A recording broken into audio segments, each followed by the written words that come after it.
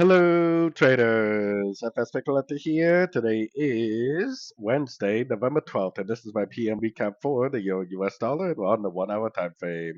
So, on the 1 hour time frame, this morning I was talking about this 2 hour time frame structure right here. I said if it breaks below there, we'll definitely become bearish. Otherwise, the trend is definitely your friend, and we're looking for longs until we get a break to the downside at a fib level. What happened today? Put your Fibonacci retracement from the last impulsive move up. Look how price couldn't close below the 61%. Nice impulsive move to the upside. Now, whether or not it's going to go up again or whether it's going to make a pullback, your guess is as good as mine. I just know that as long as it doesn't break structure on like the 2 to 4 hour time frame to the downside, I will just continue to look for longs on every single pullback I get. And if it goes up and breaks this daily time frame structure, then great. We are likely back in the daily to weekly time frame uptrend. So, anyways, don't forget to check out my website linked over here in the corner. And as always, thank you for watching and happy trading.